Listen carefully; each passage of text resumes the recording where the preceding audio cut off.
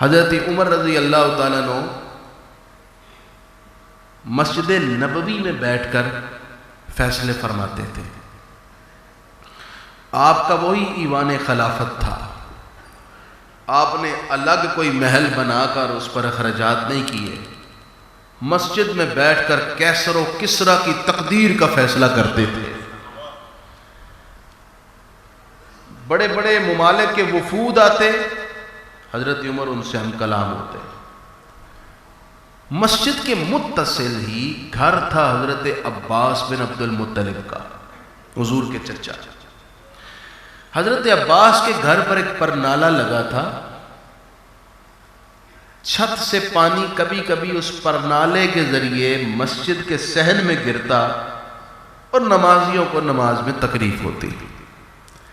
ایک مرتبہ حضرت عمر بیٹھے ہیں، لوگ بیٹھے ہیں، کسی مسئلے پر کلام ہو رہا ہے، اچانک پرنالے سے پانی بہنے لگا اور مسجد میں ان حضرات کے اوپر وہ پانی گرا. حضرت عمر رضی اللہ تعالیٰ عنہ نے یہ فیصلہ صادر فرمایا کہ اس پرنالے کو اتار دیا جائے. ایک صاحب گئے، جا کر حضرت عباس کی چھت سے پرنالہ اتار دیا. اتفاق ایسا کہ حضرت عباس اس وقت شہر مدینہ میں موجود نہیں تھے، کہیں سفر پر تھے. پرنالہ اتر گیا.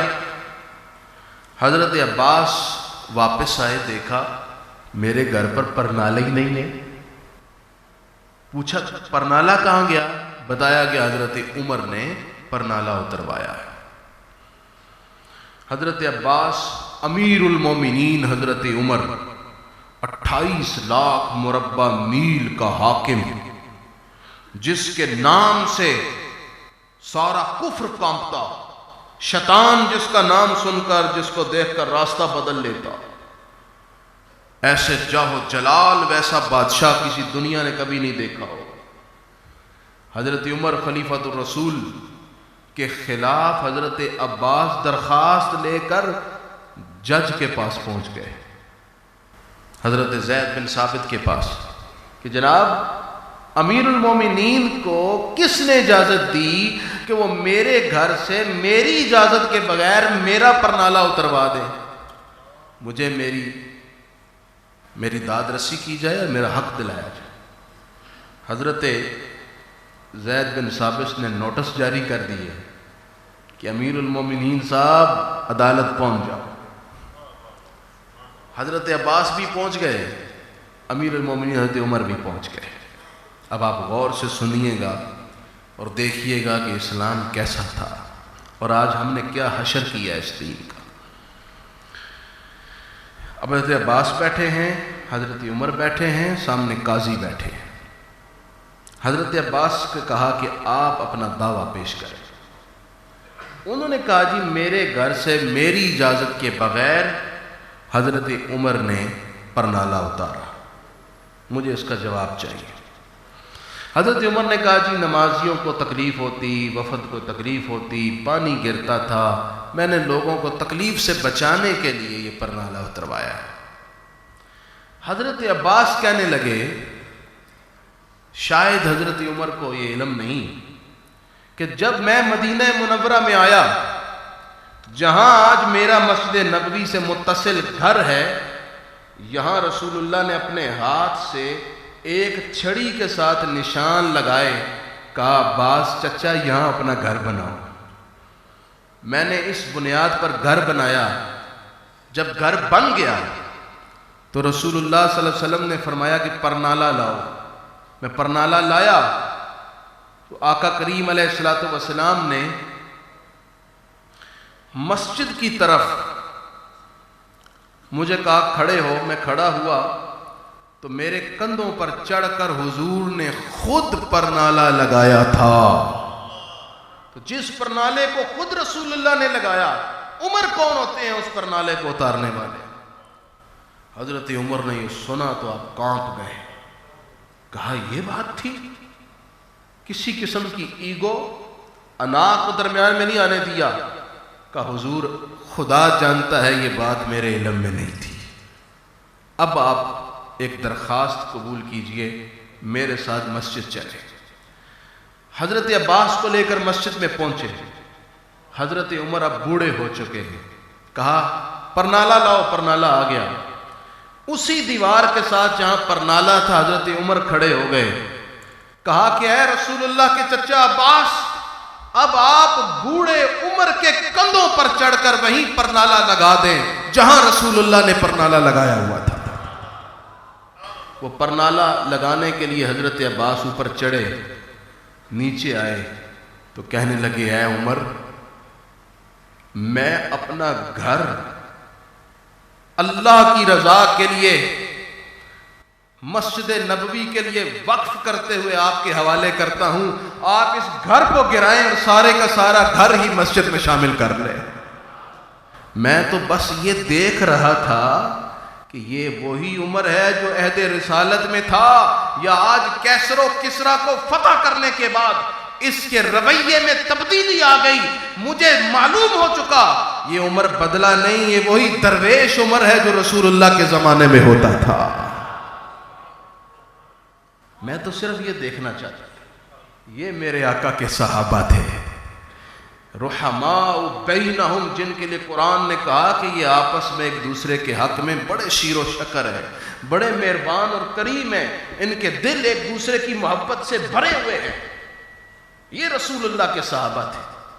اور آج ہمیں کیا ہو گیا ہے، معمولی بات پر ہم ایک دوسرے سے رشتے تعلق توڑ کر کہتے ہیں ہمارا جینا مرنا ایک دوسرے سے ختم ہے، ہم تمہارے جنازوں میں نہیں آئیں گے، یہ دین ہمارے نبی نے ہمیں دیا، یہ سبق ہمارے نبی نے ہمیں پڑھایا ہے۔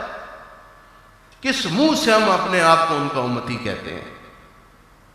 اپنے رویوں کو بدلیں، اپنی طبیعت کے اندر ٹھہراؤ پیدا کریں، اپنے اندر تحمل اور برداشت لے کر آئیں۔ جو رشتے اللہ نے بنائے ہیں، میرے اور آپ کے پاس بالکل اختیار نہیں ہے کہ محض اپنی انا کو تسکین دینے کے لیے ہم توڑتے پھریں۔ میرے اور آپ کے پاس بالکل اختیار نہیں ہے کہ ہم جس کی چاہیں عزت کو اتار دیں، جس کو چاہیں گالی دے دیں۔ حضور آقا کریم صلی اللہ علیہ وسلم کے صحابہ کرام کا کیسا خوبصورت میرے آقا علیہ السلام نے ان کی تربیت فرمائی تھی، کیسے ان کے رویے تھے آپس میں۔ میں آپ کو بات سناتا ہوں جنگ بدر کے موقع کی کہ حضور نے کیسی تربیت فرمائی اپنے ساتھ۔ 313 صحابہ شریک ہوئے، لیکن یہ 311 تھے۔ کتنے تھے؟ پھر 313 ہو گئے۔ 2 اور صحابی آئے، ان کو ملا کر 315 ہو گئے، لیکن رسول اللہ نے انہیں واپس بھیج دیا۔ وہ کون سے تھے؟ ان میں ایک تھے حذیفہ بن یمان اور حضرت حسین۔ یہ دونوں تھے مکے میں۔ یہ جنگ کا اعلان سن کر مکے سے نکلے کہ ہم مدینے میں جائیں، آقا کریم کے لشکر میں شامل ہوں اور اسلام کی اس پہلی جنگ کا حصہ بن جائیں۔ یہ مکے سے نکلے، راستے میں ابو جہل نے چوکی بنائی ہوئی تھی، ابو جہل نے انہیں پکڑ لیا، کہا اچھا تو تم دونوں ہمارے مخالف جنگ لڑنے کے لیے ان کے لشکر کا حصہ بننے جا رہے، میں آپ کو جانے نہیں دوں گا۔ اس نے ان دونوں صحابہ کو روک لیا۔ انہوں نے کہا کہ ہمیں جانے دیں، ہم جنگ کا حصہ نہیں بنیں گے۔ کہا اچھا میرے سے وعدہ کرو۔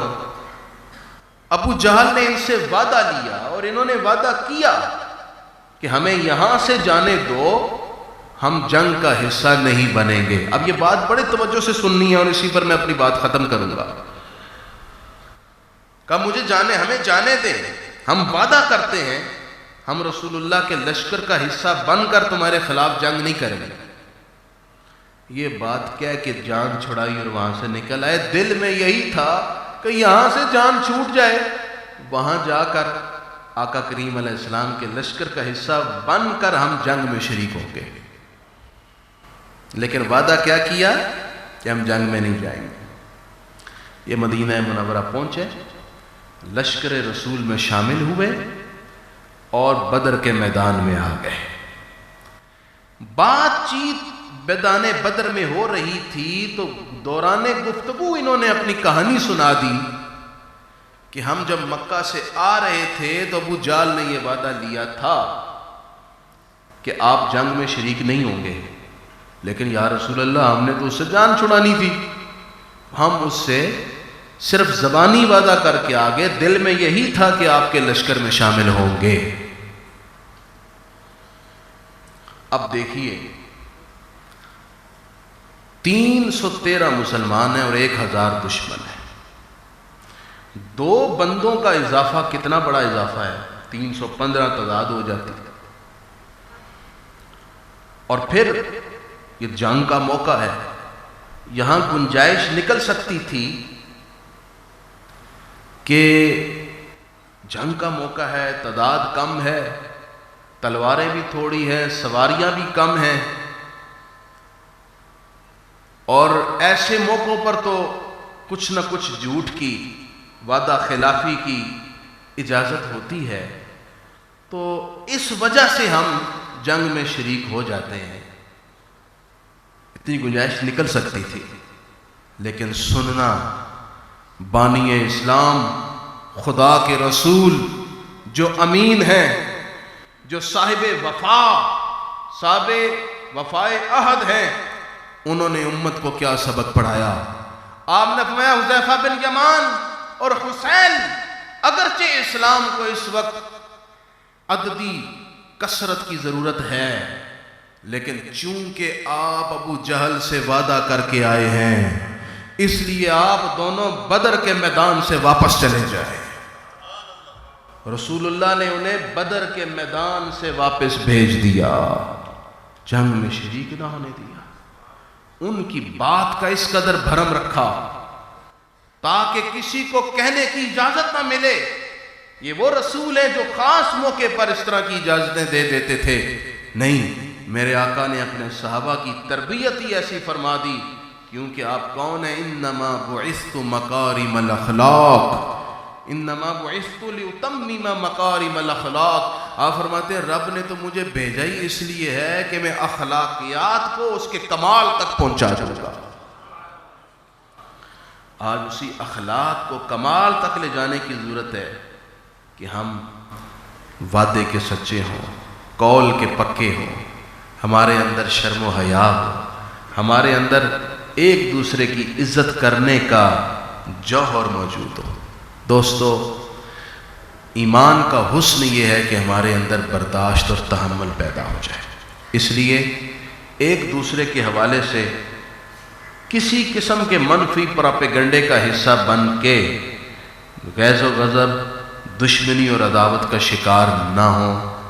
مسلمان سے کبھی کینہ نہیں رکھ سکتا، مسلمان کی کبھی تذلیل نہیں کر سکتا، کیونکہ رسول پاک علیہ السلام نے ہمیں ایک جسم، ایک جان کی طرح بنایا ہے۔ انما المؤمنون اخوہ، سارے مسلمان آپس میں بھائی بھائی ہیں، اور فرمایا کہ اگر 2 بھائی آپس میں ناراض ہو جائیں، تمہارا کام ہے تم ان کے درمیان صلح کرواؤ، آپس کی رنجشیں ختم کریں، گھر کے اندر کی بھی اور گھر سے باہر کی بھی، محبت سے رہیں، پیار سے رہیں، امن سے رہیں، آشتی سے رہیں۔ یہی خدا کا بھی سبق ہے، یہی مصطفیٰ کا بھی سبق ہے۔ میں ایک بات بس اور کر دوں اسی سے بات سے ریلیٹڈ۔ حدیث شریف میں ہے کہ رسول اللہ صلی اللہ علیہ وسلم کے پاس حضرت عمر بیٹھے ہوئے تھے تو حضور نے مسکراتے ہوئے ارشاد فرمایا، قیامت کے دن 2 آدمی اللہ کے سامنے دوزانو ہو کر بیٹھ جائیں گے۔ ایک آدمی عرض کرے گا، یا اللہ میری داد رسی فرما، اس آدمی سے میرا حق دلوا دے۔ وہ کہے گا، میرے مالک مجھے پیرس تو دینے کو کچھ بھی نہیں ہے۔ اللہ فرمائے گا، اس کے پاس تو دینے کے لیے کچھ بھی نہیں ہے۔ کہا پھر میرے مولا میرے سارے گناہ اس کے اوپر ڈال دے تاکہ میرا گناہوں کا بوجھ ہلکا ہو جائے۔ یہ کہہ کر حضور رونے لگے۔ کچھ دیر آپ پر ایک کیفیت طاری رہی، پھر آپ نے ارشاد فرمایا کہ اچانک اس بندے کو نا جس نے حق لینا تھا، اس کو بڑے بڑے خوبصورت محلات اور اعلیٰ جنت کی نعمتیں نظر آنا شروع ہوں گی۔ وہ انہیں دیکھ کر بڑا خوش ہوگا، کہے گا یا اللہ یہ کس کے لیے ہے؟ فرمایا تجھے بھی مل سکتی ہے۔ کہو کیسے؟ اللہ فرمائے گا اگر تو اسے معاف کر دے تو یہ ساری نعمتیں میں تجھے دے دوں گا۔ وہ کہے گا یا اللہ میں اس کو بس معاف کرتا ہوں، میں نے معاف کیا، تو مجھے وہ نعمتیں دے دے۔ وہ فوراً معاف کر دے گا۔ اللہ فرمائے گا تو اس لیے پھنسا ہوا تھا کہ تو نے اس کا حق دینا تھا، اس نے تجھے معاف کر دیا، جا تو بھی جنت میں چلا جا، اور جو نعمتیں تو نے دیکھی ہیں تجھے دے رہا ہوں، تو بھی ان کو لینے کے لیے جنت میں چلا جا۔ حضور فرماتے ہیں خوش ہو کر اللہ دو بندوں کی آپس میں صلح کرا کر دونوں کو جنت میں بھیج دے گا۔ یہ بات کر کے میرے آقا فرمانے لگے کہ اے میری امت، قیامت کے دن اللہ اپنے بندوں کے درمیان صلح کروائے گا، کیونکہ وہ صلح کو پسند کرتا ہے، لہذا تم بھی اللہ کی پسند کو اپنا لو، جن دو کے اندر ناراضگی ہو ان کے درمیان صلح کرا دیا کرو۔ تو دوستو اسی طرح کا طریقہ اپنا لیں، اللہ بڑی مہربانی کرے گا۔ رانا صاحب ان کے سارے دوستوں کے لیے ڈھیروں دعائیں، اللہ تعالیٰ اس خوبصورت محفل کو قبول فرمائے اور دنیا و آخرت کی خیرات، خیر والی، سعادت والی اس پوری انتظامیہ کے دامن میں عطا فرمائے۔ والسلام ورحمۃ اللہ وبرکاتہ۔